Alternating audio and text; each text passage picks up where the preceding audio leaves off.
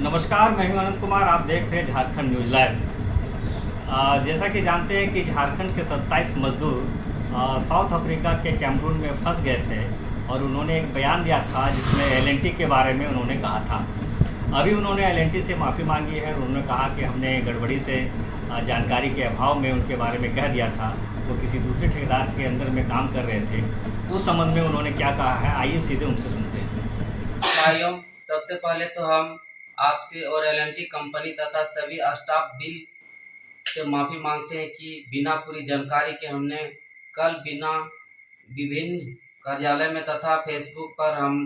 हमारे ठेकेदार तथा एलएनटी कंपनी द्वारा हमें पेमेंट ना दिए जाने की वायरल की थी तथा झारखंड राज्य सरकार और भारत केंद्र सरकार के से घर वापसी की गुहार लगाई थी, जबकि हमारे पेमेंट एलएनटी कंपनी का कोई लेना देना नहीं था और हम विनायक पावर के लिए काम कर रहे थे। वनडे कैमरून के लिए हमारे वीज़ा का प्रबंधक विनायक पावर द्वारा किया गया था और हमारे पेमेंट की पूरी जिम्मेवारी विनायक पावर की थी, परंतु जानकारी के अभाव में तथा गुस्से में हमने इस तरह का बयान दिया तथा वीडियो वायरल किया। हम सभी प्रवासी मजदूर आपसे सबको बताना चाहते हैं कि आज दिनांक 17/7/2024 को हमें एलएनटी कंपनी वनडे कैमरून स्थित स्थानीय कार्यालय बुलाया गया तथा विनायक पावर ठेकेदार के साथ एलएनटी कंपनी के कर्मचारियों के माध्यम से हमें विनायक पावर ठेकेदार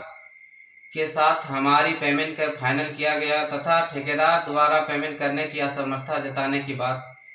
किया। हमारा सारा बकाया भुगतान बिना किसी शर्त के एलएनटी कंपनी द्वारा किया गया और हमें एलएनटी कंपनी द्वारा यह भी आश्वासन दिया गया कि हमें अगले 3 से 4 दिनों में सकुशल भारत भेज दिया जाएगा। हम तत्काल सहयोग के लिए तहे दिल से एलएनटी कंपनी तथा वनडे कैमरून स्थित भारतीय उच्च आयुक्त को तहे दिल से धन्यवाद देते हैं और क्षमा मांगते हैं कि हमारे इस तरीके से शिकायत दर्ज करने के एलएनटी तथा साथ भारत की छवि को भारी नुकसान हुआ है, जिसमें एलएनटी कंपनी को गलती नहीं थी और हमारे ठेकेदार को गैर जिम्मेदारी हरकत की वजह से हुआ। त्वरित कार्यालय स्थित तत्काल सहयोग के लिए हम फिर से एक बार तहे दिल से एलएनटी कंपनी को शुक्रिया अदा करते हैं। मजदूरों ने कहा है कि उनकी वापसी हो रही है, एलएनटी ने संज्ञान लिया है और जो भी मजदूर वहाँ फंसे हुए हैं उनकी स्वदेश वापसी हो जाएगी और 4 महीना का जो वेतन बकाया था वह भी वेतन का उनका भुगतान हो गया है। अब उनकी स्थिति ठीक है और झारखंड सरकार और भारत सरकार को और यहाँ के लोगों को जिन्होंने सोशल मीडिया के माध्यम से, न्यूज़ के माध्यम से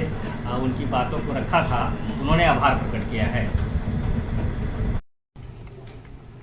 अभी तक यदि हमारे चैनल को सब्सक्राइब नहीं किए हैं तो कृपया सब्सक्राइब कर दें, लाइक कर दें और बेल आइकन का घंटी बजा दें।